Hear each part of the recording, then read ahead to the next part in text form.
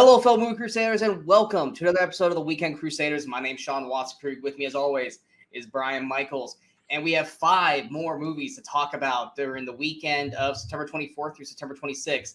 Now, this list, I would say, kind of hits... Well, I'd say it's very action-heavy for the most part, except for one movie. For the most part. It's kind of going in different directions. It's like, yeah, you got one movie that's like this, you got one movie that's like this. Yeah. You know, action's probably the theme for most of it. But it's definitely a real unique list. Yeah, and for a movie and for a list that's so action heavy, there's like no like blockbusters. They're all like smaller action films. Yeah, I would say, our feature, I wouldn't consider it a blockbuster, but it definitely was the one that had the biggest name. Right. Or in terms of like, coming out and stuff like that, which is what we're actually going to start with today. So our feature film is a film that obviously, anyone who's watched the show knows, my career with pro wrestling and stuff like that. What? And this one, yeah. Was this his first movie besides Scorpion King? Was this his besides Scorpion King? Yeah. I was like, was it the follow-up? Dwayne "The Rock" Johnson, obviously he's the number one, movie star in the world right now, and just like he was the number one, pro wrestling star in the world. This was it wasn't his first film, like you said. Scorpion King was his first one, but that was obviously connected to, and technically Mummy Returns as well, technically. So. Yeah, well, yeah, exactly. So it was a connective tissue to The Mummy. This was his first going out on his own, doing his own thing, where he led the film. And we're talking about, I totally lost my notes. Here we go. We're talking about the 2003 action film, The Rundown. The Rundown came out September 26, 2003, had a budget of $85 million, had a weekend opening of $18.55 million. It was number one its opening weekend, its only week at the number one spot. It had a finished box office of $80.98 million, $47.72 million domestic, and $33.25 million international. Now with this, I mean, The Rock, after The Mummy Returns and of course Scorpion King, everyone, not granted, like I said, you don't necessarily really like Mummy Returns. I enjoyed Mummy Returns, and Scorpion King was average at best. But the main thing that came out of it was that The Rock's going to be the next big action star. He's full on going to be going to do movies. He's going to be quitting WWE, which he inevitably did. And that he was going to become the next big thing, which literally in the first, 3 minutes of the movie, we get a cameo of Arnold Schwarzenegger basically handing the torch to The Rock, basically saying, have fun. And you get that look where The Rock going, what the hell was that? And that was like kind of a tip to the nod of Hollywood saying, here's your new action star, everybody, enjoy. But this was a film that I think Brian and I both look back fondly of. Not just because of The Rock, obviously, but because of the cast surrounding The Rock, and it's just a lot of fun. What are your thoughts on The Rundown? Well, The Rundown, when it first came out, I wasn't sure exactly what to expect because The Rock, obviously I'm not as big a fan, clearly, of Mummy Returns or Scorpion King. Scorpion King's pretty bad, actually. But you still have some faith in The Rock because he's obviously a super charismatic guy. I mean, obviously from wrestling, by this point, he had already hosted SNL, I think twice at this point, and he did great on those. That's I think, actually where he really proved himself like, hey, this guy's got the charisma to carry it in, a non-wrestling environment. Hands down, my favorite skit of his is, oh God, I can't remember what the character name is. It's the Chris Kattan monkey. Chris Kattan, yep. And he comes in as the monkey. He's literally, I can't remember who he's humping. I think it might be Will Ferrell. And it's just the most ridiculous thing watching The Rock dressed like a monkey humping somebody. He's always been one of the best SNL hosts. And like I said, I think that's kind of where he proved that he can really, carry an audience outside of wrestling. Well, he does the one thing that we mentioned with Channing Tatum and I'm blanking on the other person. I think Wahlberg, was that he's an action star and he plays a pro wrestler. He's serious and stuff, but he knows when to make fun of himself. He knows when to be funny. He doesn't have this like, no, I'm a tough guy. I can't beat a joke. He is very charismatic to the point where it's like, oh, you want me to look like an idiot? If it's funny and it works, let's do it, which he does in this movie too. And SNL really kind of showed that, which I think helps with his lovability as an actor in any kind of film, whether he's a villain or not. But continue. Yes, no. So I kind of was looking forward to this, and I saw the trailer for it, which I thought looked really funny. But I'm like, you know what? Let's go see it. It really was not expected to do a whole lot of money. It was just more just like, hey, here's The Rock in a role.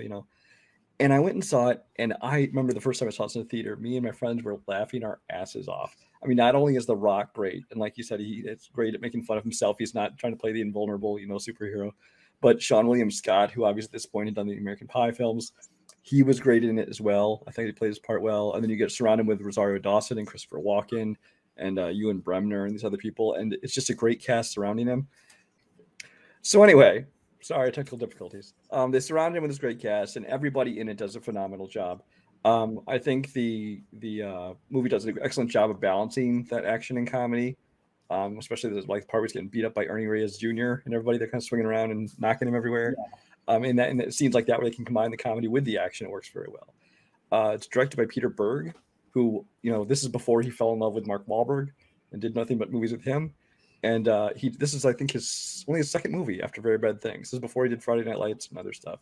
Yeah. And I thought he just did a phenomenal job of directing it as well. I think it's well paced. I think it's not too long, but it's not too short. I think, like I said, there's a good balance of action and comedy.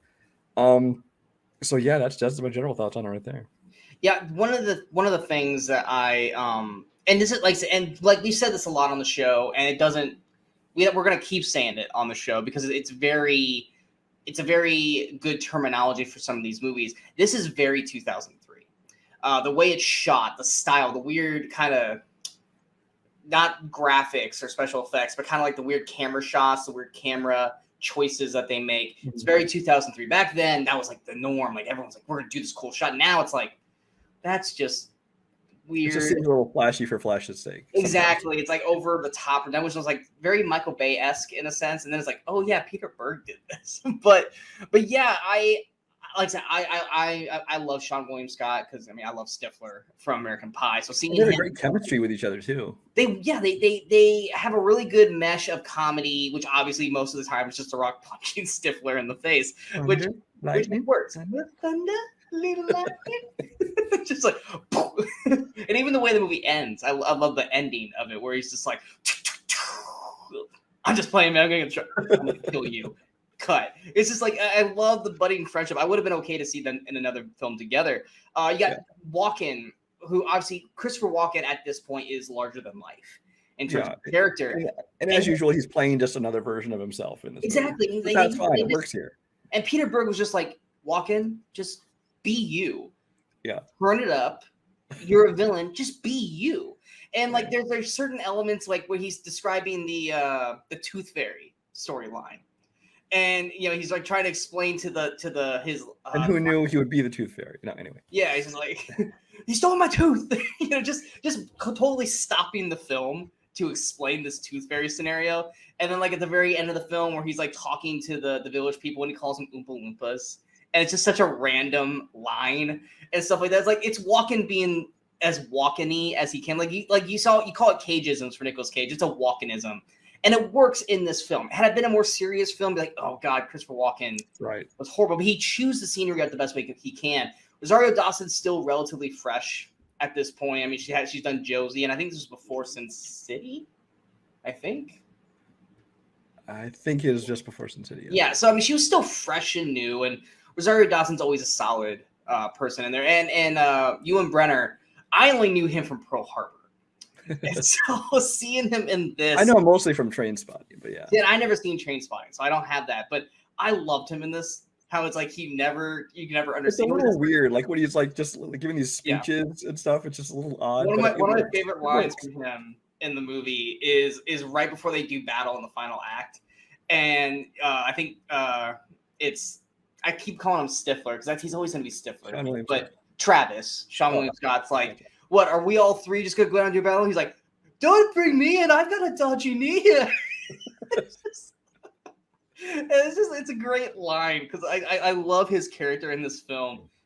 He's not in it a lot, but when he's in it, he's gold to me.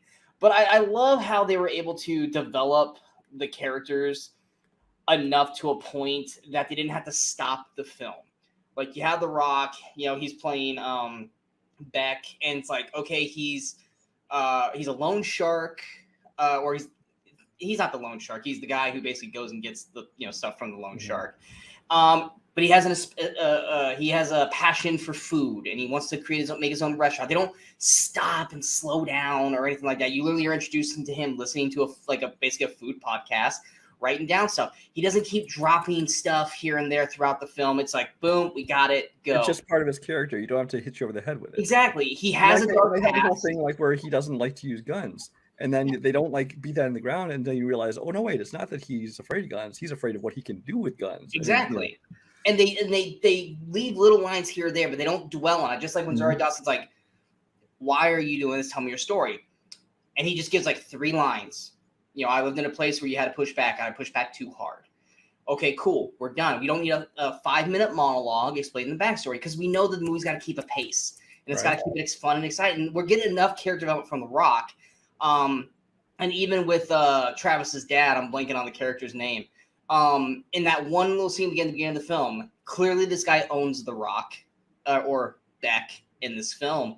And even though he could destroy the guy, you can tell that this guy means business, because if Beck can be like, okay, I'm sorry, then you know that this guy's dangerous and stuff like that. So they do enough to explain things without, like you said, beating it over the head or slowing down the film to a halt or doing anything like that. Say that with Rosario Dawson, you think she's just a regular barmaid. You find out there's more to her. But as they're doing it, the movie is still at a brisk pace. It's still going. And the action is a lot of fun. I also kind of liked it, but like I said, very 2000-y, is the opening scene in the club where he's describing each football player. Well, that was great. That's great. Yeah, and you're seeing their stats, like what college was Nebraska. Almost like a football card. Yeah, football card thing, and they're showing like highlights of college. It's like, that's not college, that's the XFL. It's like, I know the XFL. Only Sean noticed that. No. I think any pro wrestling fan who probably saw this movie because of The Rock can go, that's the XFL. That's not Nebraska. That's not Oklahoma. That's not USC. That's the XFL. You want to know the only thing that distracted me in this movie? The Rock's like tweaked eyebrows. They were so perfectly plucked and manicured. It was the other thing that's distracting, and it wasn't at the time, but it is now, is seeing The Rock back with hair again, because he's been bald. It is odd that now. It is odd now. Like I knew him when he had the Jerry curl back in 1997 when he was wrestling, but it's been so long seeing The Rock with a bald head that seeing him like this, I'm like, oh yeah, I forgot. It almost looks like fake hair. Yes, I forgot The Rock had hair. But just that opening scene, where it's kind of like, hey, please do this, don't make me angry. And he calls Travis's dad, he's like, come on, they have a chance to repeat this year. I don't want to hurt the whole offensive line. And then the guy with him's like, really? You think you could take him? And then I like the choreography of the fights. That whole club scene was great. I even love how they took the 2 guys. I think one of them was Michelle from Dodgeball, and him and the other guy, and they did the camera shot to make The Rock look really small when he's bigger than both of them. Right. But and then you had the frisbee of the DJ thing, and it curves around the dude and hits him perfectly in the back. I really liked the choreography, and then the fight you were talking about with Reyes Jr. Yes, there's clearly wire work in this, the part where they kick The Rock in the air and the other guy comes and swoops and hits him. Oh yeah, changes the trajectory of Beck. I loved that. Why? Because it felt real. It's awkward because you're not seeing stuff like that happen in a lot of movies, but it was something new and really meshed well with the film. Yes, this film does have a MacGuffin, which so does another film that we're going to be talking about in this movie or on the show. And it does get a little Indiana Jonesy in the second act. It's not a bad thing by any means. And apparently also it starts to run a theme that The Rock really likes jungle movies where he has to search for an item. Because now we got this, the Jungle Cruise. I think was a Journey to the Center of the Earth kind of had something similar to that, I'm assuming. I've never saw it, but I'm assuming that's Race to Witch Mountain. Yeah. There's always things where he has to go try to find this thing. I believe the original title of this movie was Welcome to the Jungle. Yeah, there are. I was trying to find. I think in some territories it got released as that actually. I think it did too, because I was trying to find picture art for the show, and I kept getting a lot of pictures saying "Welcome to the Jungle." I was like, that's not the movie. I was like, I need the rundown kind of thing. It is just not in this country. Yeah, and can we talk about just in terms of like Ernie Reyes Jr., he looks so good in this film, and he's great. How did this guy not be? I'm not saying he should be the next Jet Li or Jackie Chan, but damn, that guy should have gotten bigger roles than what he did. And he really, and even in smaller roles, he didn't show up in a ton after this. Because I thought, I mean, obviously people know he was in the Turtles movies, and then he did this. Turtles and Surf Ninjas. He did this. He had a small part in Kingdom of Crystal Skull. I think one of the Rush Hour movies. I don't know, but beyond that, he didn't do a whole lot. And like, he's the kind of guy who's not going to be the star of a movie. Well, except Surf Ninjas, I guess. But he should be like in there. He should be like, you know, a sidekick or something. He should have been a lot more stuff. Yeah, he's really, really good. And you know he did a good job that when his passing in the film, you're like, oh man, don't kill him. I like that character because he did enough in the 7 minutes he was on screen to sell you on the character to make you like the character. And obviously, you know, like you said earlier, Sean William Scott and The Rock have great chemistry. Their jokes, their banter back and forth. You know, the parts like where The Rock steps in the booby trap and he's hanging and you know, Travis is making fun of him, and then he gets in the trap and just punches him right away. Why do you always gotta hit me? So angry. Yeah, it's just what's that? I just realized I quoted a different movie. It was a similar quote, but different. No, he says so angry in the film. Yeah, as soon as I said that, I was thinking Waiting as well. No, he gets pushed back and he just says so angry. He's like, shut up. My favorite quote of this movie, it's when he wants him to help him go to the bathroom. He gives this weird raised eyebrow thing. Goes, don't make it weird. Don't make it weird. I just love that look he gives. That's such a Stifler look. That is him bringing Stifler to the role without intentionally bringing Stifler. It's like The Rock doing the eyebrow. You just can't help it. And that was such a Stifler face. But yeah, and it's that their whole comedic timing together works great. It was The Rock and Kevin Hart before The Rock and Kevin Hart existed. And I think Stifler or Sean William Scott and The Rock could have done, didn't they do Southland Tales? They were both in Southland Tales, but they weren't together. I don't even know if they had scenes together, but it definitely wasn't the same kind of vibe. That's for sure. But yeah, they definitely could have had more movies together. I'm not saying they probably would have worked. Like honestly, I would have been okay if they made sequels to this, but that's just exactly. I'd have been fine with sequels to this, and I'm not knocking the performance in the film. I would have preferred Sean William Scott over Johnny Knoxville in Walking Tall.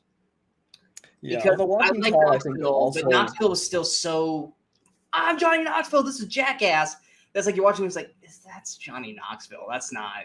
Yeah, but I think it also stood out worse. I mean, we kind of get on a little bit of a tangent, but Walking Tall, I think Johnny Knoxville being Johnny Knoxville stood out even more because The Rock in that movie was playing it completely straight, and so it was like more of a that. And the movie's like an hour 20 minutes long, and it goes too quickly. But side talk about the Walking Tall film. But yeah, the rundown. If you like The Rock and you want to see The Rock before he was Dwayne The Rock Johnson, because I think he's dubbed in this film as The Rock, isn't he? He's not Dwayne Johnson. He's The Rock. Yeah, I don't know where the transition went because he went from The Rock to Dwayne The Rock Johnson to Dwayne Johnson. I'm not sure exactly where the transitions happened. I want to say I'll figure out where the transition is. But I mean, if you're a fan of The Rock or Sean William Scott or obviously Christopher Walken, you know you're gonna really enjoy the film. I think you're gonna have one of my favorite Dwayne Johnson movies. Still, what's that? I love a lot of Dwayne Johnson films. This is probably still one of my favorites of his. So I think it was between like Get Smart and Race to Witch Mountain is when he kind of transitioned to Dwayne and wasn't just The Rock. Because before that, you still had Game Plan, Gridiron Gang, Southland Tales, Doom. He was still The Rock then. Well, and then they're going Dwayne The Rock Johnson. Exactly, and now he's just Dwayne Johnson. But everyone still calls him The Rock. But yeah, if you're a fan of those actors and you want to see a 2003 comedy action film where these actors are really kind of, I don't want to say larger in life, but they really bring out the characters in the film. Like I said, the action is solid. Like that whole third act action sequence in the town is great. It's very over the top action-y, but that was, like I said, in the beginning of the film, we see the handoff between him and Arnold, and he has an Arnold-esque third act fight sequence. And the Whip Guys, I like the Whip Guys too. That was probably one of the first things. One of them was John Grease. We've seen recently. Yeah, and like that was probably one of the first things I noticed about this film. I was like, ooh, on the action. And I remember this from when I first saw the first trailer for it. It's when they're fighting in the bar and The Rock throws that table and the guy whips it and it breaks in half between him. Yeah. I saw that in the trailer going, ooh, that was really cool. kind of thing. Yeah, I'm not sure how that happens, but it's still cool. Oh yeah, like even watching it today and seeing that, it still goes, that's still cool shit. That's still so cool. But yeah, this movie's just a lot of fun. You're not don't go in expecting like this phenomenally acted film, because The Rock still was learning to become an actor in this film. I mean, the best actor in the film is Walken, and he's being Walken. You know, Sean William Scott's being Sean William Scott. They're all being basically themselves in this film with other characters, but it's an enjoyable ride the whole way through. And I think if you guys have not seen the rundown, or if maybe you haven't seen it since 2003, give it a look. I'm not saying it's going to change your perception of it, because obviously, like I said, the transitions and some of the director's choices, like I said, are very 2003. But I think it's a fun time for a lot of people. Rundown, is it currently on anything? You can watch it on Peacock, and even if you don't have a subscription, right. You can watch it on Peacock. It's got ads though. So yeah, I watched it on Peacock, if I remember, because I had it on DVD. And I was like, is there any way I can watch this in HD? I don't want to walk all the way over there and get my disc too. So yeah, I was just like, I don't want to watch the DVD quality. I want to watch the HD quality. But yeah, check out the rundown. If you like The Rock, you will not be disappointed. Next, we're going to go to my pick. And I know this was a pick that Brian was dreading, because I think he was afraid we were going to get another Rockadoodle on our hands. This is a film that at the time when I picked it, I was like, this is a movie that I remember when this movie was coming out. There was a lot of pushback and kind of like, oh god, this movie's gonna suck. And I remember going to the theaters and seeing it and like, this wasn't bad. Like it's better than I expected it to be. It looks gorgeous. And I think a lot of people don't give it its fair shake. Do I still feel that way after watching it recently? 11 years later, we're gonna find out. But my pick is the animated Zack Snyder film, Legends of the Guardians: The Owls of Ga'Hoole. Legends of the Guardians came out September 24th, 2010, had a budget of $80 million, had a weekend opening of $16.11 million. It was number 2 its opening weekend behind Wall Street, Money Never Sleeps, in its first week. Never saw that film. Had a finished box office of $140.07 million, $55.67 million domestic, and $84.39 million international. Yeah, I mean, the best way to describe this is it's a children's version of kind of Lord of the Rings-esque, but with owls. That's what that to me was kind of the selling point. Is it's a Lord of the Ring-esque film for children. And like I said, it looks gorgeous, even by today's standards. Watching it on, I think it was on HBO Max. It looks fantastic. It does. I think, especially the owls. The owls look incredible. Like when they're flying through the storm and the fire scenes, I think that looks great. Voice cast, it's okay. The story itself, watching it now, 11 years later, it's an okay story. It's not going to blow you away. It's not a great story. It's very kind of, we've seen this story before. It's just being done in a different setting. You got, these kind of badass owls, like where it's like, oh, do humans exist in this world? Or is it just really owls? Because you really don't, outside of a snake, you really don't, and like I think a rat or a possum or something, you really don't see any other animals in this film besides bats. But you watch it more, which like, and we said this before on the film, on the show, or at least we did on the Justice League review. Zack Snyder is amazing at cinematography and making stuff look great. And Legends of the Guardians looks fantastic. The story itself, maybe he would need probably someone there to kind of maybe help him with directing, maybe with the script. Not that he wrote the script, mind you, because this is I think it's based on a book series. Mm-hmm. Is it? Yeah. But it's just, for some reason, like, it looks fantastic, but the story itself is kind of lacking. It also sometimes is hard to decipher which owl is which at certain points of the film, and a lot of the voices do kind of sound a little bit of the same. So it's like, wait, which owl is this kind of thing? But I mean, it's not a horrible film by any means. Brian, this was the first time you'd ever seen it, correct? It is the first time I saw this movie. Okay. Thoughts? It's not Rockadoodle. So I went into it when he suggested this movie or picked this movie, I'm like, the owl movie, really? Because that's the reaction I had when the movie came out. I'm like, really? It's this movie about owls? Because there's something about owls just strikes me as really boring. I mean, sure, there's plenty of animated movies with animals in it, but there's something about just if the whole thing is owls, just strikes me as boring. So I never bothered to see it. Having seen it, first of all, it is that movie that you forget Zack Snyder directed. It definitely has that Zack Snyder feel to it because of, like Sean said, with the cinematography, with the look of it. Very early on, like I think even the opening credits, I think they kind of tell you this is going to be a little darker than your traditional kids animated film. Because I mean, they're all swooping around. You see it, the little cutesy mouse, looking at the camera, all of a sudden it sweeps it up, and it's going to eat it. Like, okay, it is until one point, and I'll touch on that, but continue. Like, okay, we're going to get a little dark in this movie, so you know that. The animation is beautiful. I think it is so well done. Like you said, it stands up to today, especially with the things like the effects with the fire and things like that. Mm-hmm. It looks excellent. My only complaint about the animation would be that this came out a year after Avatar, so it was clearly made for 3D theaters because everything's going, ooh, look, we're at the camera. Ooh. Well, especially when you have like I said, all the owls. Soren, when Soren's flying through like the storm. Mm-hmm. And he's kind of like right at the camera. Like clearly that's a 3D shot. It looks great in non-3D. But it still looks good, but it's one of those things that it takes you out of the movie because you can watch a movie like this and know, okay, they made this to be seen in 3D. They were purposely trying to go for 3D in the shot, which it's fine, but it's still the animation looks beautiful. I have two main problems with the movie actually. Owls, they looked so realistic. The problem is by going so realistic looking and not going more cartoony with the look of your animated characters, owls are really boring and expressionless. So AKA the Lion King last year. Or not last year. It's like when you take Lion King, very full of expression and animated characters, and then you turn them into more realistic, and it's like you lose all that emotion, all that expression. And so they did that here, and so the owls became even more boring because of that.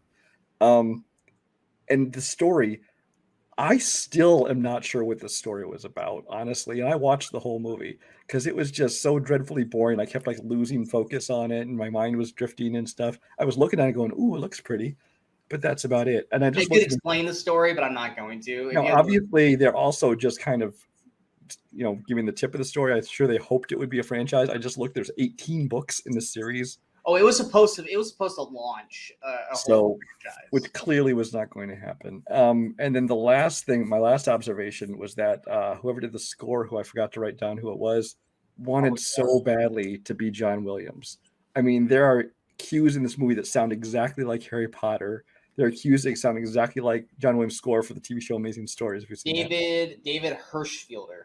Yeah, it's like the music was fine, but it was just somebody trying to be John Williams, clearly, and probably because of Harry Potter.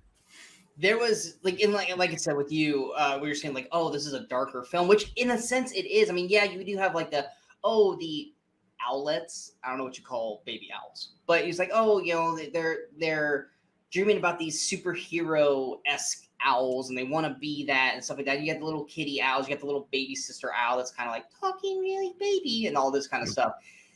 And but it has a darker tone. You got like these owls being hypnotized by the moon, and obviously you have the bats, which look scary and great, and you have characters dying and stuff like that.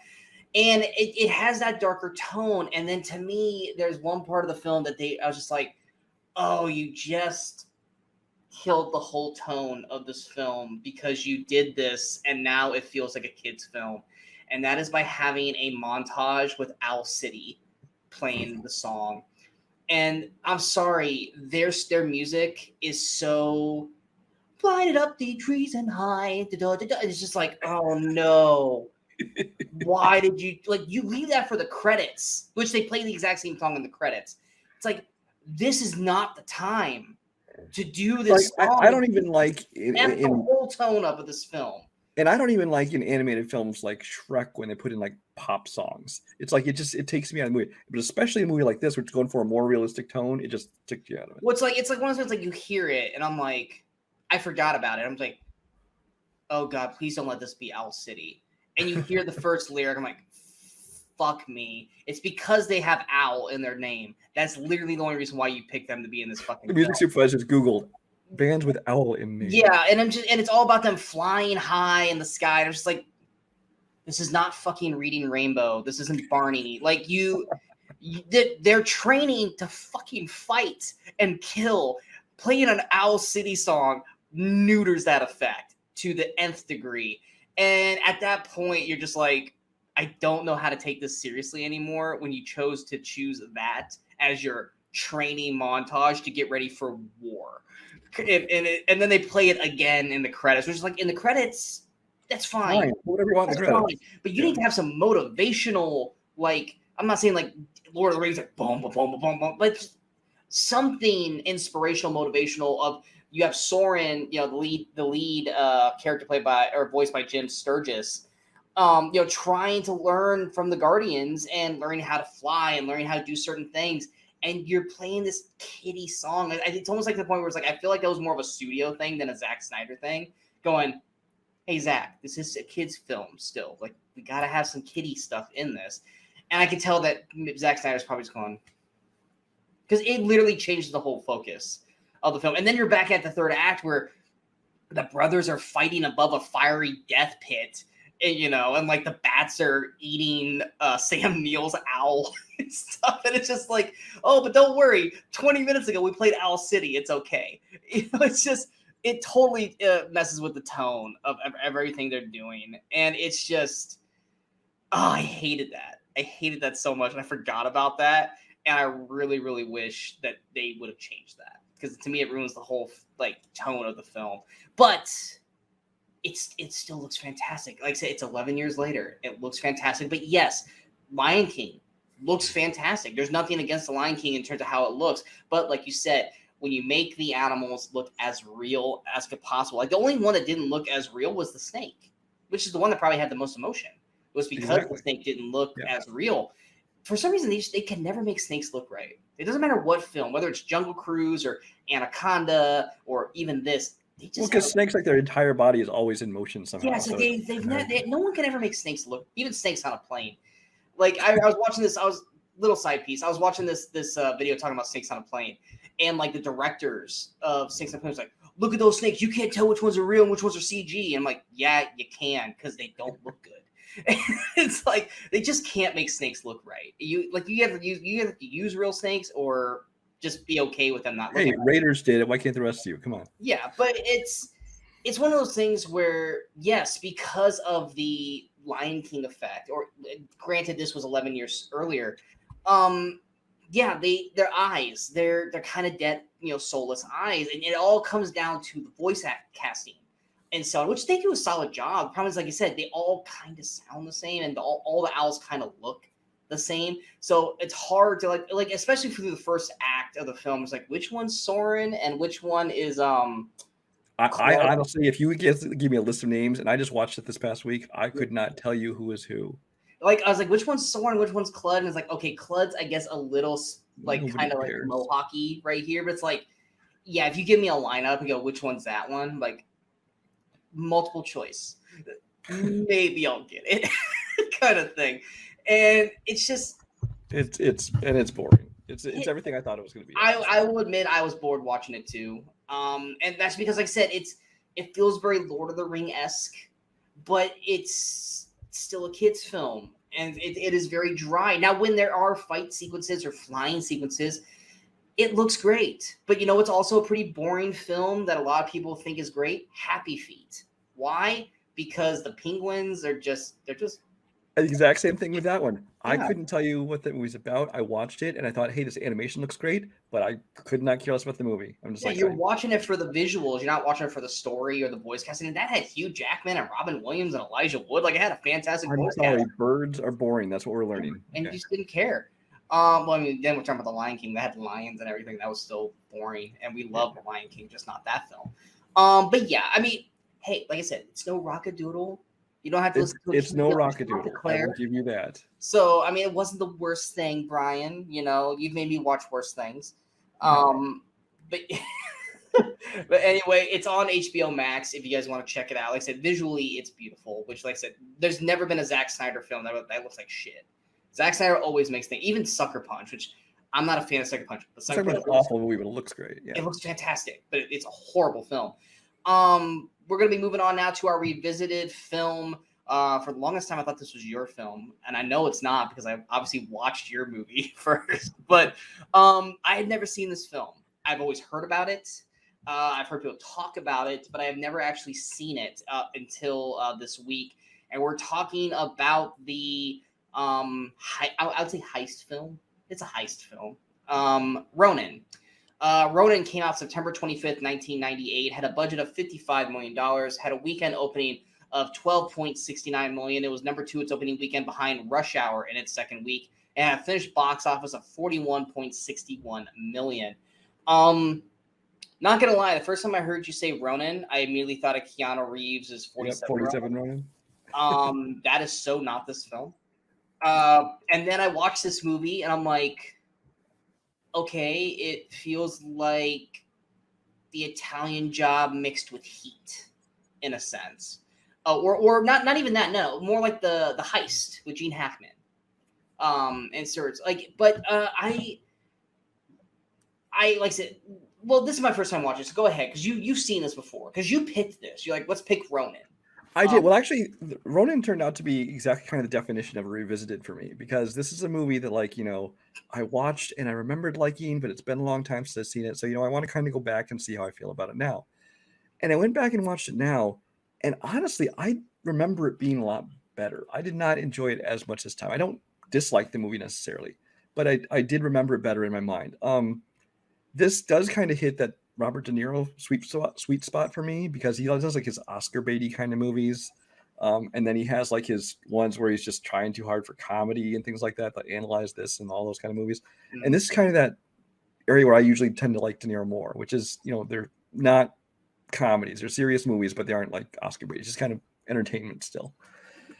So I like him. Obviously made a great cast. You got Jean Reno in there from the just a couple years after The Professional. I think the same year as Godzilla. We won't go into that. I got John Bean in there. You got Jonathan Pryce is in here. I'm blanking on who else in this movie. Skarsgård. Oh yeah, Stella Skarsgard, one of his earlier roles, and what's her name? Natasha McElhone, which most people know from Braveheart. She was kind of the main female role in this one. Yeah.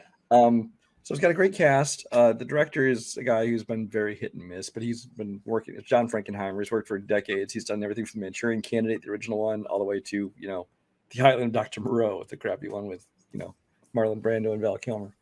So he's been around for a while. But this movie, it's definitely, it has some good action sequences. There's some couple shootouts and things.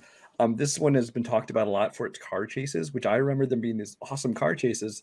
But again, I watched them this time and these car chases are very stiff and unimpressive in how they were filmed. Actually, the cinematography in most of this film I thought was not very good. It's kind of sloppy. Honestly, it's just something I noticed on it. Story-wise, it was fine. It's kind of one of those. It's kind of a slow burn kind of thriller. It's all about this MacGuffin. It's all about this briefcase. That they're all trying to get a hold of. Do we ever find out what they're? No, yeah. I was going to bring that up. I'm going to bring that up, but yeah, I'll wait till you bring it up. I'll let you deal with that part of it. But you never find out, especially in the first half hour when everyone's kind of first meeting. You spend like 20 minutes just watching them all glare at each other, and it's kind of like, okay, we get the point. They're all suspicious and glaring, and just move on with the story. And that's kind of how I felt about this. I felt that if it had a better director and cinematographer, it could have been a better movie. As it is, I enjoyed it, but not as much as I think I did originally. See, for me, and like I said, I had no perception of the film. I didn't know what it was about. I didn't. Mm-hmm. I had no inklings of what the film was because I made sure not to read anything or look anything up. So I was going into this as blind as can be. The only thing I knew is that De Niro was in the film. That's it, because he's on the pic. He's on the cover. I didn't know any of the other cast. So when I saw Sean Bean, I was like, woohoo, Sean Bean! Crap, he's gonna die, and he doesn't die. He doesn't. He's a punk ass little bitch in the film, but he doesn't die. And that was the one part too. It's like they just kick him out, and I'm like, oh, he's gonna come back around and screw him, or you think he's gonna come back? It's like with the enemy or something. No, he's just done. He's just done. I'm just like, this guy who knows your whole plan, you just kicked out into the wild. You punked him out hardcore, and he's just like, okay, I'm like, that doesn't seem. That's a missed opportunity there. Like, I get it, it's cliche, but it's like, but you can't do that like what they did to him and have it not come back around. Yeah, it was just like, and I maybe it's because Sean Bean wasn't a big actor then, because I mean it is 98, but still, it's like you don't just. That bugged me. That bugged me so hard. But I liked the beginning. That was probably my favorite part because it felt very kind of Reservoir Dogs, where you have this group and you feel like they're all trying to figure each other out. They're asking questions, they're poking, they're prodding, because each one they're all different and they're all brought together, and you're trying to figure out who's the main guy, what's each person's special feature or special thing that they have that's going to bring to this group. And De Niro just seems to be smarter than the rest. He seems to be able to figure things out, and it's not a well thought out plan by any means until De Niro really starts like, okay, no, we need to do it this way, which makes De Niro's character intriguing and interesting. And then they go for this MacGuffin to the nth degree of what a MacGuffin means. Which, Brian, since that's your trivia nickname, for people who don't know, what's a MacGuffin? A MacGuffin basically just means any object in a movie that is like it's central to like all the characters are trying to get this, or the character, this is the goal, like the arc in Raiders of the Lost Ark, everybody's after that. The Maltese Falcon. The briefcase in Pulp Fiction can be called a MacGuffin. There's lots of different things, but it's essentially just any item that's kind of like it's driving the story because everyone's after this thing. Yeah, without it, the movie doesn't seem to work because what's the motivations of all the characters? Yeah. And you have this briefcase. No one knows what's in the briefcase. All you know that it's very, very important, and it's going to cost a lot of money and stuff like that. You're eventually expecting, we're going to find out what's in this briefcase. You never find out what's in this fucking briefcase. No, and I'm sure they think that's clever. I'm sure their idea is like, well, it's not important what's in the briefcase. It's still really obnoxious and annoying to spend your whole movie about it and then say, oh, we're not going to tell you what's in it. It's like, It's very important because like halfway through the second half when the twist happens, which to me is kind of when the film starts to fall apart for me, is because it's like, why is Jean Reno and De Niro still going after this thing? Because they ain't gonna get paid. Like, why are they still trying? Because the people who are gonna pay them are the ones that screwed them. So what's the point? And then you inevitably find out why in the third act that feels so tacked on at the end with De Niro's character. It's just like, okay, well that explains why, but it's like, why is Jean Reno still going for it? Why does Jean Reno just go, all right, well, I'm going to go back to Paris or whatever and do whatever I want? The only thing I think is out of terms of respect for De Niro's character, because they actually are really great together. But it's just, and then at the end, you're just like, so what was it? And it's like, I don't remember. I was like, no, like, just tell me it was nuclear codes. Tell me it was anything. Anything. Just give me something. And then you also have the end part of say her name again. Natasha McElhone? Yeah, Deirdre, where they have this end point with her, and you're thinking, okay, well, she's gonna show back up at the end. Because that's a real weird way to end her character. And no, they don't. That's just her whole character. Because I mean, early on, she's like she's like the person who hired these people. She's kind of heading up this group, and it's like, and she's like she's not really part of the team necessarily. She more hired the team. She's kind of in control of them. But you bring her in, she's kind of a strong female character, and then all of a sudden, like when they're out on like a stakeout or something, all of a sudden she decides to hook up with De Niro, and then we're supposed to believe there's like this kind of romantic subplot going on. It's like, no, I don't buy this for a second. Outside of that scene in the car, there is nothing throughout the rest of the film except for that endpoint that makes you feel that De Niro and her are in love or a connection. Yeah, they bring back the end. You're like if you wanted to make it a subplot, great. If you want to make it, hey, let's just hook up once and then we'll call it a day, that's fine too. But to try and bring back the end, you're like, I don't see this at all. Because the whole time throughout the film, it's more or less him contradicting everything she says and calling her out, going, "You really don't know what the hell you're doing."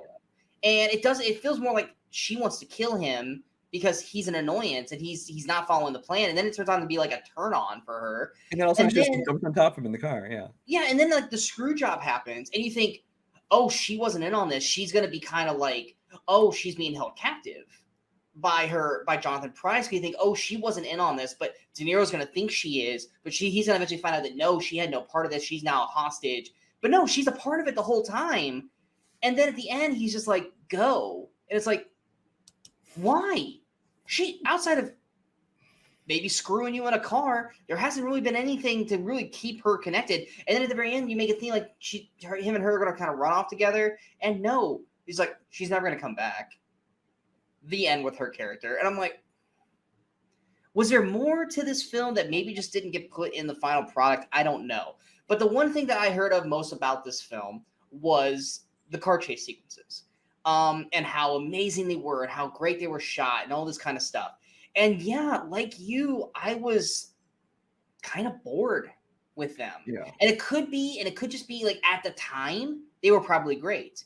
You know, we've gone through Fast and Furious films and Gone in 60 Seconds and all these other films that do car This is chases. before you had like Michael Bay and people like that who are like really amping up car chase. With like the Bad Boys 2, like highway, like interstate scene. Like we didn't have all that stuff before. So in 1998, these probably were great car chase sequences. By today's standards, they're kind of overly long. They're kind of boring, and they go on way too long. Yeah, and I will admit that some of the wrecks and stuff, they're pretty brutal. Like they look good, but a lot of it's just kind of driving around the streets and stuff. Yeah. I was just like, oh my god, how long? It really just seemed like they're just driving around a little bit above speed limit. You know? Yeah, it's like how long are these car chases going to go?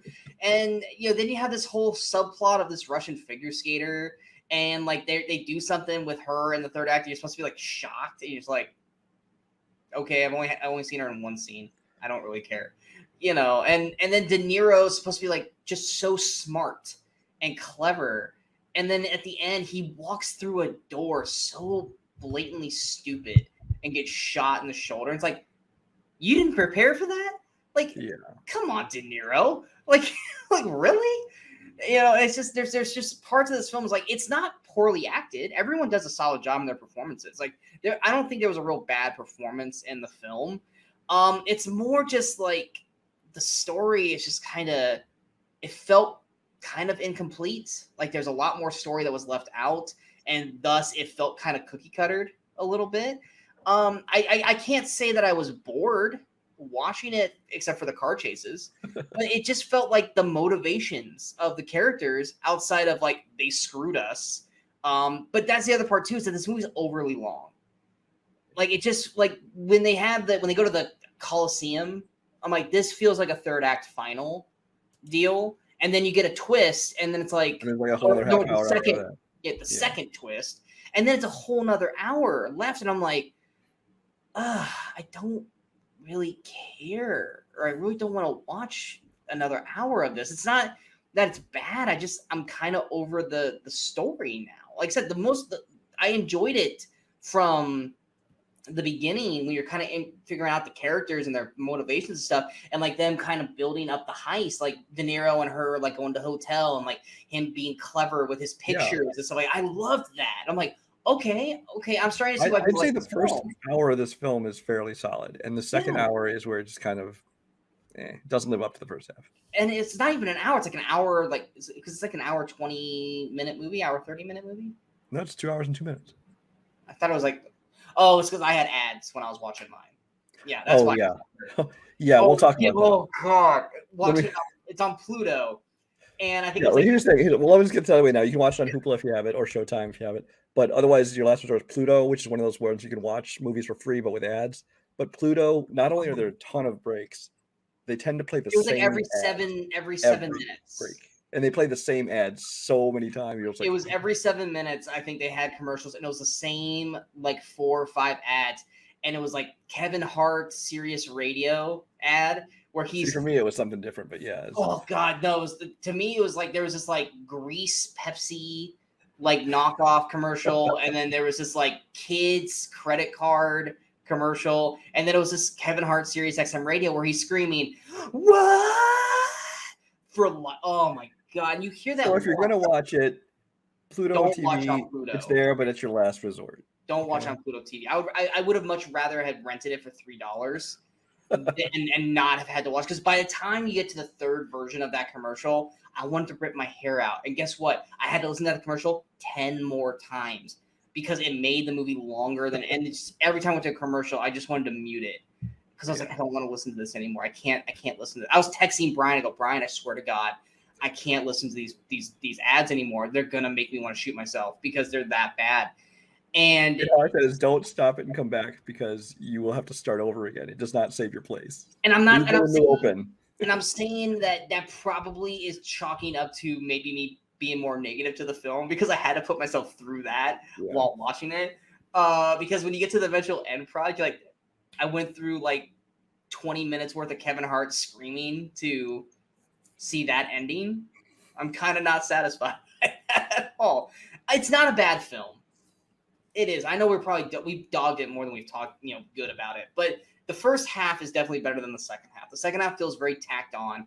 The character motivations don't really feel there. And once again, you really don't know what the end game is because it's a MacGuffin that's never explained or it's never shown. So it's like, what's the point of it all at the end of the day? And we never get that. So it feels a very unsatisfied story that really doesn't get a complete ending, in my opinion.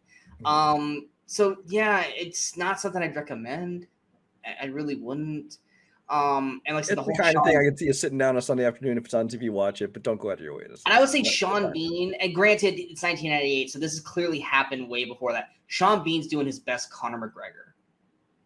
What the fuck?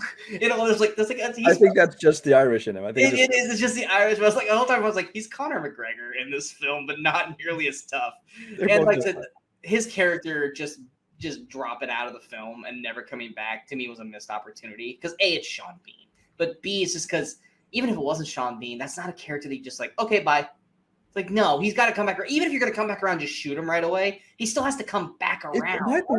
My thing was, what was the point? Either, have him come back around or don't have the character in the movie to start with. There was no point in having him there just to be like, bye. And then there's one point where he's like, we need 2 more people. We don't have any people. You did have one. You kicked him out. It's like, you could have kept him around. Like, you can at least, out. Watch out for you or something. Exactly. And so anyway, Ronin, it's on all those places that Brian brought it up. It's not one I would necessarily recommend. It's definitely a revisited that, like for me, first time watch. For Brian, was definitely like this is not nearly as good as I remember it being. Speaking of not being good, we're going to the stinker film. Now, flashback to a few months back, we watched a movie. No, we're not actually doing that this time, guys. We talked about a stinker film called Double Team with Jean-Claude Van Damme and Dennis Rodman. And I remember when we were watching that movie, I go, they made a spinoff of this, right? With Rodman's character. And Brian's like, are you kidding me? I'm like, no, I'm not kidding you because it has Dane Cook in it and all this kind of stuff. We looked it up. We're like, oh, it's not a spinoff. It's its own separate thing. It's another character that Rodman plays called Simon. And it's called Simon Says. And yeah, it is a doozy. But yeah, Simon Says came out September 24th, 1999, had a budget of $10 million. Where did that money go? Probably all to Rodman. The weekend opening was 185,472. It was 29th in its opening weekend. It had a finished box office of 292,152. Yeah, I think that's the lowest box office we've ever talked about on the show. To be fair, I think it was in like 50 theaters, but still. It's still like, come on now. Anyway, I think we kind of were kind of prepared for what we were going to walk into because of Double Team. Well, that and after Double Team, we watched the trailer for this, and we're like, oh yeah, we got to watch this. But then we're watching it, and we were not prepared for this. Like, it's Double Team is leaps and bounds better than Simon Says. Double Team has a discernible plot. It has decent action. acting. You got Jean-Claude Van Damme, even if his movies aren't, great drama, they're got some good action scenes in them. I mean, granted, the performances aren't great, but you do have a decent cast in it, with Mickey Rourke and Jean-Claude and is it Roger? No, it wasn't Roger Moore. Who Paul Freeman, who was Belloc in Lost Ark. Who ran the rich island thing? Paul Freeman, who was Belloc in Raiders of the Lost Ark. Yeah. Okay. And then of course it had one of our favorite scenes of the year, the tiger There's a sniper over there. Kind of thing, which will never grow old of that. That's what we should do at the end of the year, is we should come up with our top 10 favorite bad scenes from the Stinkers. Oh, I don't remember them all. Oh, come on. They're like, we remember. Maybe we should rewatch all the Stinker. No. That's what we're not doing. We don't have the patience for that. But anyway. Simon Says, we played a game while watching this. Do you remember the game, Brian? Oh, we recast the movie. Yes, it was. Let's recast Simon Says with actors, not actors that would have been necessarily better, but with actors that looked like the actors in the film. It started with Dane Cook, because you said what I was already thinking, which is what? He's acting. Oh, you're talking about how he's acting? He was totally trying to be. Oh, he's trying to be Jim Carrey. Absolutely trying to be Jim Carrey. He's 100% trying to be like Ace Ventura, Jim Carrey. He did like he does this T-Rex like voice, and like anyone who's seen a series of unfortunate events, he does a T-Rex thing. Dane Cook is doing that. Why is he doing it? I have no flipping idea. And he's just making these sounds out of nowhere. And he's just over the top annoying and trying to be flamboyant and charismatic. And it's just borderline annoying. And we like Dane Cook. We don't hate Dane Cook. We like his stand-up. And the other movies he did, like Good Luck Chuck and Play Like, we don't hate those films. He is horrible in this film. He's acting like Dane Cook, but he's dressed like Jim from American Pie. Jason Biggs, yep. Jason Biggs, Jim in American Pie. Because I'm watching this, I'm like, you know what? He acts like Jim Carrey, but he looks like Jim from American Pie. And Brian goes, I totally see that. You know? So it started with that, and then it was the I don't remember the character's name, the female who Rodman's fighting with / sleeping with / whatever. She shows up, and we're like, oh, we know who she's supposed to be. And next thing you know, we're just like recasting the entire movie. Yeah, I think what was it? Oh God, it was. So we had Jim Carrey for Dane Cook. Mm-hmm. She was trying to be Sonya Blade from. No, but we called her. We said Rebecca Romaine Stamos. Oh yeah, that was her. Yeah, she was Rebecca Romaine Stamos. Emma Wicklund is her name, and she's only known as the dancer in the cast. I don't think they actually ever give her a name. Oh God, Jin Zhang, who plays Jin, he was Jet Li. Totally Jet Li. Ricky Harris's Micro was Orlando Jones. Jones. Orlando Jones, not Orlando Bloom. Jesus. Oh God. Jerome Pradone. That was the main one. He's the villain of the film, and he looks like Johnny Lee Miller, but acts like Sheldon Cooper. Yeah. And it was funny because we're just like, that's such a Sheldon thing to do from Big Bang Theory, but he looks like Johnny Lee Miller, even the hair. He totally looks like Johnny Lee Miller, yeah. And that's what we had to do to kind of try to enjoy ourselves, because this plot is nonsensical. The movie starts in the middle of an action scene, which I'm fine with jumping right into a story, but you never really. It feels like we're jumping in 30 minutes into a film that's already in progress. Yeah. Because we're already into this like deep mission, and we got these two monks that are supposed to be the comedy relief, and oh my God, they're not funny. And they're talking to Rodman. Every single scene they're in is just comic relief. Every line they say has to be comic relief, and singing and dancing. And it's basically, how many times can we make Rodman laugh in the film? But the movie starts with them talking to Rodman, or I'm sorry, a person in a motorcycle outfit dubbing Rodman's voice, because we all know that's not Rodman actually there.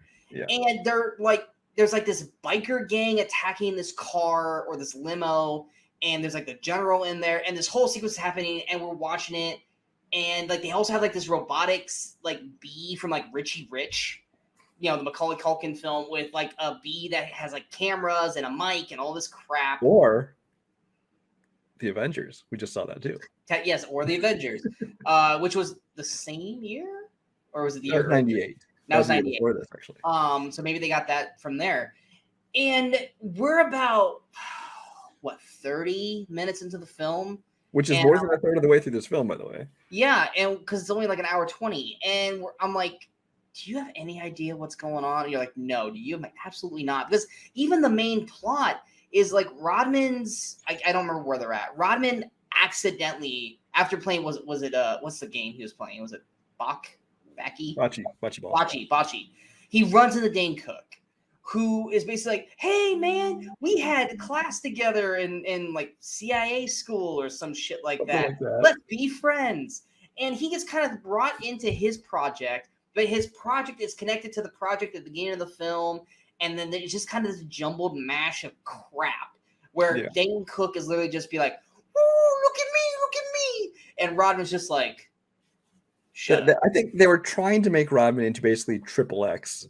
But he was 100% supposed to be Triple X. But he had neither the action ability or the acting ability of Vin Diesel, which say what you will. And shockingly, not a single basketball joke in the film.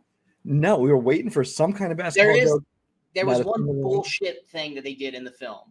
And you're a Chicago fan because you live in Chicago, so you clearly know this. There's one point where Rodman is running, and I'm like, Dennis Rodman has never ran that fast before in his fucking life. I don't care if it's a fast break. He has never ran that fast before because he's ran like a fucking wind. I'm like, Rodman doesn't have the knees for that. It's just like, the reason Rodman was the rebound king is because he never even bothered running down to the other end of the court. He just stayed down there. Full court sprint. I'm like, that's not Rodman. And that was the other part too, is that like the action sequences, they aren't like the hand-to-hand combat wasn't necessarily bad. It wasn't. But you could tell when it was Rodman and when it wasn't Rodman because the Rodman stunt double was not Rodman's height. First of all, the Rodman stunt double was maybe a good foot shorter, at least a good 6-7 inches shorter than him. Yeah. Because whenever they cut to him, all of a sudden the person would be the same height as him, and they'd kick him. And his hair was like a helmet. It's a helmet. A helmet made to look like hair, apparently. Yeah, it was like which more is why what the shocking thing was because in Double Team he changes his appearance like 8 times in the film, like Rodman would in real life. In this movie, he stays the same clothing, same hairdo, same everything. In the film, we're like, well, that was something I wasn't expecting because it's Rodman. I'm expecting every new scene him to have a different kind of look. And why? Because it was probably too expensive for them to constantly keep changing his attire for the stunt doubles and stuff like that. But yeah, and then there's this weird action sequence turned into sex scene. That was just, and they did a weird done before. Mr. and Mrs. Smith did it very well. But they also did the weird camera angle where it's like clearly they're on like a waterbed because the camera is shooting, like we've only seen this camera shot like in Nightmare on Elm Street, where the camera is clearly in the waterbed shooting up while they're on top of the bed having sex. And it's just like, and it's not even like with a strobe light that she has a strobe light button next to the bed. It's not even a clear picture because she hits a button causing a strobe light. Literally, she just tried to kill Rodman not even 30 seconds prior. And now, if she wanted to kill him, she could totally get away with it because he wouldn't see it coming. But no, they're just going to have sex. And I was like, well, if she wanted to kill Rodman, this is the perfect opportunity. And then after that, boom, she's going to help them and everything. Really, it's just... Nothing in the movie makes sense. And we, like I said, we half hour in, we're like, I don't know what's going on. I tried to do what we did before. I went to the wiki to see, hey, I'll look up the plot. Even the wiki only has a 2-sentence description of the movie because even they're like, we don't give a shit. Yeah, it's bad. And then the movie just kind of, and like there was the ridiculous ending. They're like in like, what was it, like an astrology like big telescope building kind of thing. Oh, it was like in like this observatory or something. Yeah. And then they're gonna run out.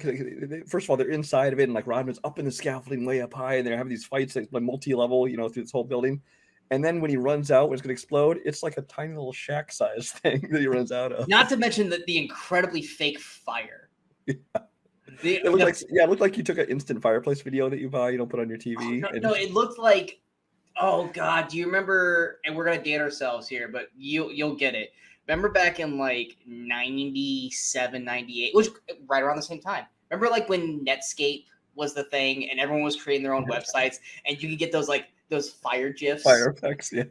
That's what it looks like. That you could buy, that you could just get for free on Netscape and create your own like little website. And that's what it looked like behind Rodman. It just looked fake as shit. And then there's like a random like wedding at the end for like these two characters, and then Dane Cook all of a sudden is like tatted up and like trying to look like a badass, and it's just he's got like piercings all over, like he's like he's got like to be like Rodman now. And it's like, no, you're still just the doofus. Well, no, that's the other thing too, is he's a doofus through the entire film, and then when it finally comes to the third act where he fights, all of a sudden he's a freaking sharpshooter.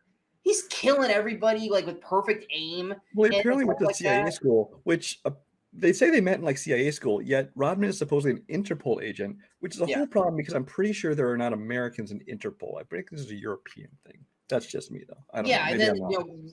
Dane Cook says like, "Oh, he dropped out or something, so he's just doing odd jobs." And it's like, cool. So that's why you're so shitty at your job because you have no actual skills. But then when the third act comes around, he's like blindly shooting into the air and he's hitting everybody perfectly and shit. And it's just like, and he's even like shocked. And then he starts to become like a badass. It's like, no, you can't be a doofus for 100 or for 70 minutes and then the last 10 minutes all of a sudden be good. Like, you don't know. You don't. This isn't Space Jam. You don't get to drink the secret stuff and then all of a sudden become awesome. Also, it's named Simon Says, which, you think back to like Die Hard 3, which actually the script for that originally was called Simon Says, where it's like that plays a part of the movie. This title means nothing at all to the movie except for the fact that the character's name is Simon. So it's I like, think they say Simon Says once in the film. And I think it's the first time. I think it's what to Dane justify Cook, the title, I guess. I don't know. I think Dane Cook says it when he's playing Baki. Bocce, yeah. Bocce. And that's what he's like, Simon Says it, and that's what caused him to throw it. And that's the only time they ever say the name. But yeah, Simon Says is abysmal. Bad. It's really, really bad. But what did we expect? Let's be real. It's not even fun bad though. I mean, like I said, we entertained ourselves during it by playing other games. Like Double Team, we had like a basketball joke counter and like the brutality of just random like civilians dying, and of course a tiger. But this one, there was nothing fun to make fun of. Like we were expecting like we literally had to create our own game of recasting just to kind of keep us intertwined. And even then, I think we lost interest in the last like 20 minutes. Like we couldn't even stay focused for a full hour watching this film because it's mercifully short. I'll give it that, but that's about the only thing I can say positive about it. Yeah. It's not anywhere. It's not free anywhere, and don't spend money on it. Yeah, don't waste money on it. I think we only watched it because didn't you find out your library for like $1 or something like that? I had my local used DVD store had like everything was $1, and so I bought a stack of movies and I saw that one. I'm like, $1, sure, why not? Do you want a refund? I do. I want money back for that $1. I want $1 refund. The money I spend for you, the viewers. There you go. Go ahead and send me some money for payback. Yeah, send Brian at least $1 for reimbursement. Anyway, we're moving on to our final movie of the night. This is Brian's pick. This is a movie that I don't want to say you like sold me like, oh my god, you got to see this film, but you seemed pretty. I think you watched this in one other film. You're like, oh, I'm totally picking this one. And I had never heard of this film before, so it was definitely a first time watch for me. And we were talking about the rom-com 2014's Two Night Stand. Two Night Stand came out September 26, 2014. Had a budget of $1.64 million. It's the first time I ever had a budget that was like that and not just a flat number. Had a weekend opening of 15,600. Was number 69 its opening weekend. And had a finished box office 69. I know, which fits this film totally perfectly. And had a finished box office of 492,332, 18,612 domestic, 473,720 international. It made more money than Simon Says. But yeah. First things first, the title's a lie because it's more than 2 nights. I think. Is it more than 2? I think it's more than 2 nights. To me, it felt like it was a few days. But yeah, Brian, this is your film, so go right ahead. So this is a movie that I really didn't know anything about. It got a theatrical release technically. I think I first saw it when it hit, streaming or VOD or whatever, because this didn't open it on me for sure. But basically, the two things that sold me on it were the 2 stars, which is Annalee Tipton, who apparently I found out is now known as Leo Tipton. So I'm probably going to call her Annalee. Just deal with it. I'm just used to it. When this movie was made, she was Annalee. So, and Miles Teller is the male lead in this movie. There are other people in it. There's Kid Cudi's in it. Jessica Shozer, who you knew from somewhere, didn't you? Oh yeah, she's on a lot of TV shows. I really like her. I recognize her face, but I didn't know where she was from. But basically, the movie is those two, and essentially what it is Annalee's what's the character's name? Megan. Megan had been dumped. This is a while after that. She's still living in her sister's apartment. It's not her sister. I think she's just her best friend. isn't it? No. Yeah, she's her best friend. Much to their chagrin. But basically, she decides she needs to get back into the dating one. She decides, you know what, I'm just going to go on. I'm just going to find a guy and just have a one night stand. So she goes on one of those dating apps, comes across this guy, Miles Teller, obviously, goes over. They have their one night stand. Wakes up the next morning. A snowstorm has basically trapped her inside the house. So she's got to stay around. This is after they've said all kinds of horrible things about each other and kind of criticized each other and stuff. And so the rest of the movie is them basically tolerating each other and kind of conversations, kind of, men, woman issues kind of things. And then, they of course fall in love, blah, blah, blah. Yeah. Honestly, that right there, before the whole like getting to know each other, but like the whole like one night stand and then they're snowed in, that's a perfect horror story.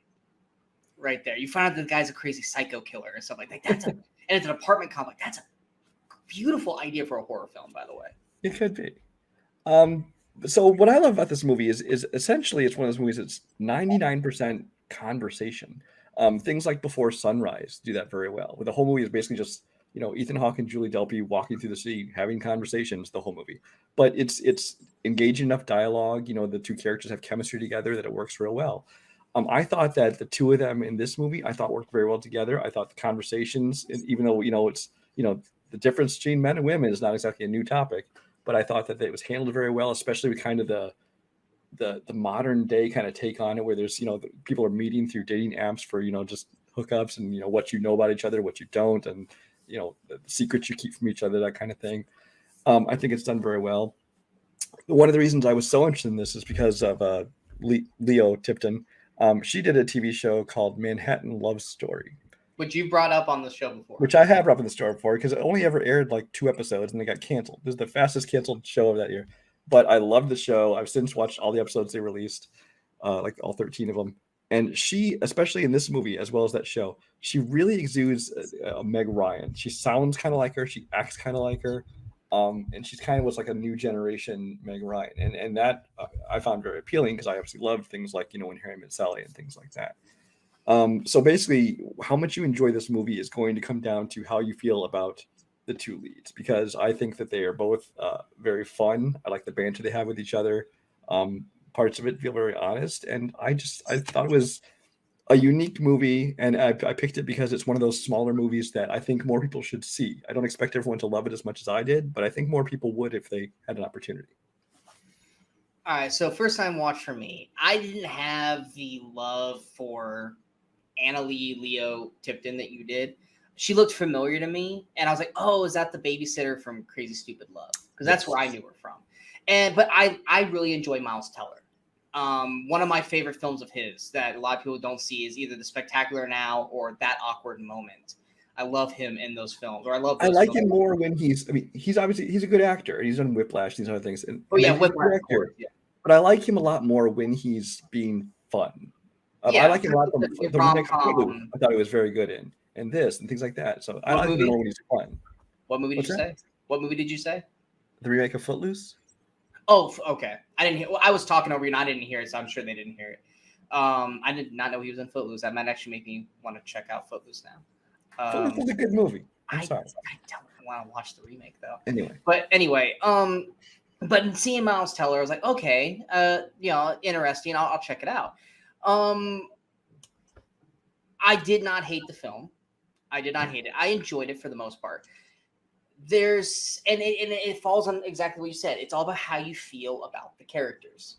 Miles Teller's character, Alec. That's a whole joke. That's a whole joke. It's a whole thing in the movie. Yeah, Alec. I like his character. His character's motivations, his reasonings and stuff, all are sound. All of them to me make sense as a character. Megan, she's a snobby bitch. She is. She's an unlikable character to me. I never liked her character. Her character is the worst. Like, she is lazy. She's unmotivated. She's a moocher of her friend. And she's just like, oh, poor me. The friend's trying to help her. When I say the friend, I mean Jessica Shore. Fazzy, however you say it. Faza. Yeah, it's like a drink. She's trying. Even Kid Cudi's character's trying. And she's just like, oh, man, I don't want to do anything. So she finally hooks up with Miles Teller's Alec. everything seems to be going right. He makes a joke. It's a simple joke. She blows it completely out of proportion, which, okay, fine. And then, like, I'm not going to say like most girls, I'm not going to open up that explosion, but she just goes for the jugular on attacking him. And then, because she's snowed in, expects, oh, please let me stay with you. No, fuck you. Go away. Like, I'm not going to bring you back in here after you just completely ripped me down a tier because I made a joke. That was, he even explains, it was he said some mean things back to her, though. He did. Once she attacked him, I would have done the same thing. And so then throughout their whole course, like, yes, there's some fun, there's some nice conversations here and there and stuff like that. But it's just whenever there's a slight turn of the tide, she viciously attacks Alec verbally. And that's a kind of character. I'm sorry, I don't care to root for her character. And then when we get to this one turning point of the film, which for anyone who wants to see, I'm not going to say what it is, but you know the turning point I'm talking about. It's unneeded.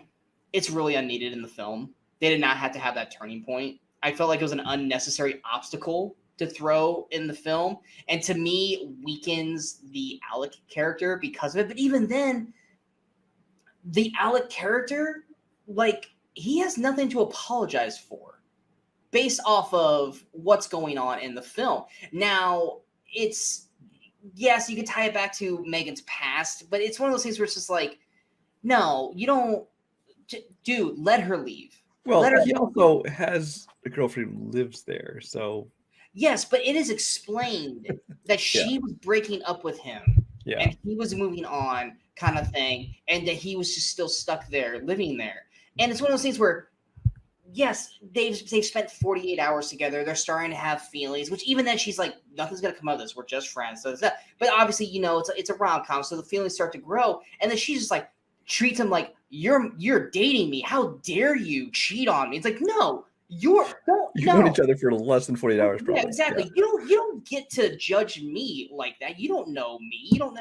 And then he's going out of his way. And then, of course, you're here for a one-night stand. You got what you paid for. Exactly. 2 nights, technically.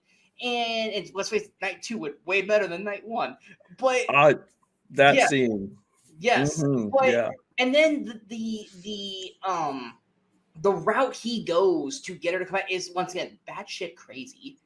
I think that you say it felt tacked on, and I think you're probably right, because it does feel this almost feels like it's the unnecessary obstacle in the third act of a rom-com where you have to take the two leads and have them distance themselves for them to inevitably come back. It's a trope in a rom-com film. This one, they could have done it differently, because I felt like it was tacked on based off the situation, and it didn't work for me. Well, and this is another movie that seems to be a theme this week. This is another movie that's under 90 minutes long. So I think if they didn't add that obstacle, it would have been like an hour film, which is been fine. I mean, it almost feels like it would have made a better short film than something than try to stretch out that obstacle. You know, you could have had an obstacle without having to do this girlfriend, which I guess we're spoiling it now that it's a girlfriend. But even when the girlfriend comes back, it's just like, yeah, okay, we're breaking up. Okay.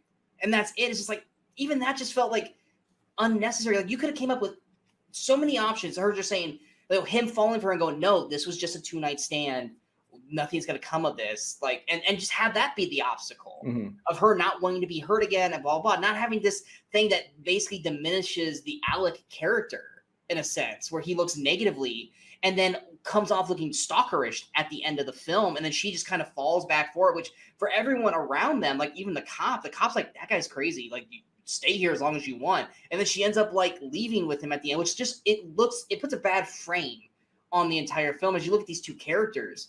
And it's like, Miles, or Alec character, to me is not in the wrong for 90% of the film, but then he does the one thing at the end to win her over, win her back, which, yes, okay, that's in the wrong. Like, you just did a fucked up thing. And then you have Megan, who literally is a very unlikable character. She's a horrible character, and not someone that Alex should really be pining over or trying to win back in that way. He should have dodged a bullet. Now he's going to take that full on into the chest, because I do not see this relationship working out.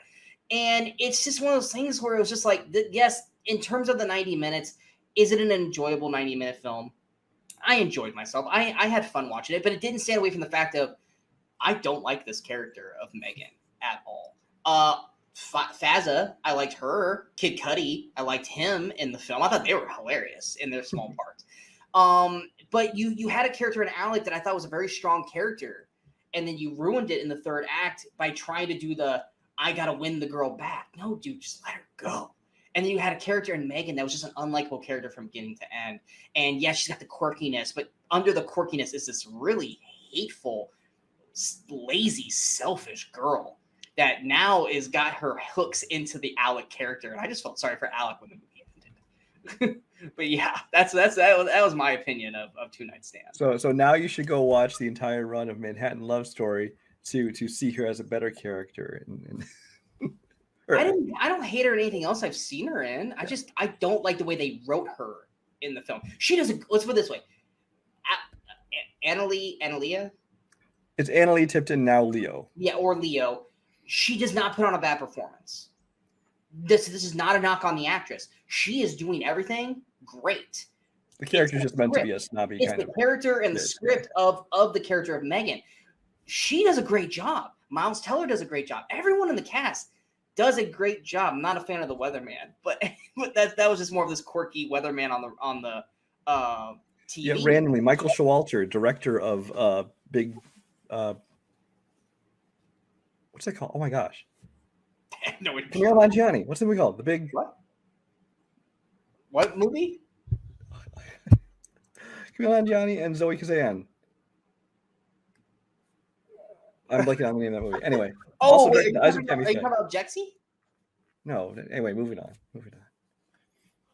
Okay. You totally threw me off my game now. But yeah, this is nothing against Tipton. I think she does a great job performing in the film. It's the character of Megan that I did not like. But I think for most people, they'll probably enjoy it as much as I did. Because maybe I'm reading too much into the characters because I know women like Megan. And I've had to avoid those bullets before. I've dated women like Megan. And it was just watching it going, oh God, I feel for you, Alec. I know exactly what's going on right now. And dude, run.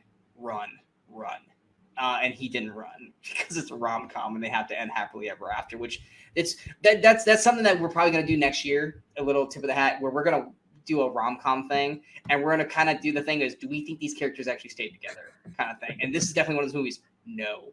It does. No, but I enjoyed it. I forgot how much I actually did enjoy this movie. Apparently a lot more than Sean. But I think it's at least worth it. I still had fun, but it didn't overtake the fact that I could not stand the Megan character. But I didn't. It's not like I hated my experience watching it. It's just by the end of the movie, I was like, man, I really did not like the Megan character, but I had fun watching it because their dialogue is solid. It's good dialogue. It's just the character portrayal of Megan is just very, very, very poorly done. Like I said, nothing against Tipton though. Is it on anything? You can watch it on Amazon Prime. If you don't have that, you can watch it with ads on Vudu, Tubi, or Pluto TV. It's there for you. And The Big Sick is the movie I brain farted the name of. Oh, Big Sick. Okay. I was like, Zoe Kazan's the only thing I think of is What If. I was like, it's not What If. Yeah. But anyway, that's our show, guys. We hope you guys enjoyed this episode. If you guys did, go ahead and hit that like, share, and subscribe button to the channel so you guys stay up to date with all the latest videos pop up on the Movie Crusaders. Of course, don't forget to follow us on all the social media outlets you see below. Coming up next, coming out this week, we had The Guilty with Jake Gyllenhaal on Netflix. There'll probably be a review for that coming out. Venom, Let There Be Carnage. Well, these are all coming out next week. I'm sorry.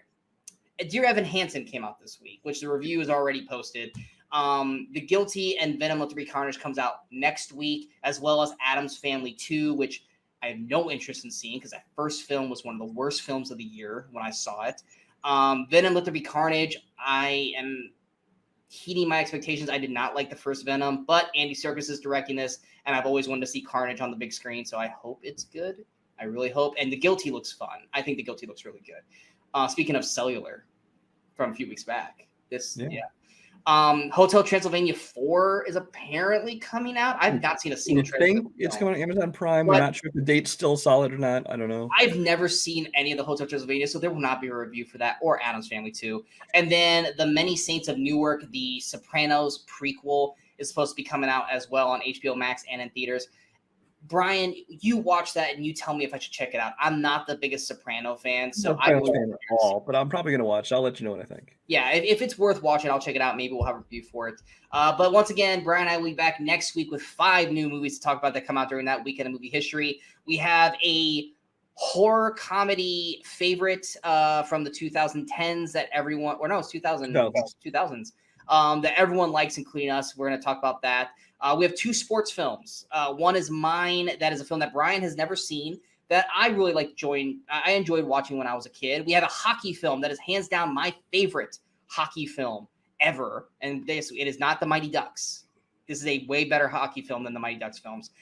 We have Brian's pick I've never heard of, so I don't know how to describe it. It's a low budget 80s horror flick, but it's got a lot of recognizable people in it. Okay. And then we got a stinker film where I would rather watch Simon Says 10 times before I watch this stinker film. I have no interest in watching the stinker film. This is going to be painful. This is going to be really, really, really painful. This is what stinkers are for, folks. We do this for you. It's all because of the actor. I don't know if the movie's going to be bad. I don't even necessarily think the movie would be horrible. It is literally the actor, the lead. I can't stand the lead actor. This is going to be painful for me to watch. Yeah. Anyway, figure out what those movies are, and we'll be back next week. Till next time, in case we don't see you, I'm Sean Wascrew. That is Brian. Damn it, all the way through. That is Brian Michaels. We are the Weekend Crusaders, and until next time, in case we don't see you, good morning, good afternoon, and good night, Movie Crusaders. You're still here? It's over. Go home.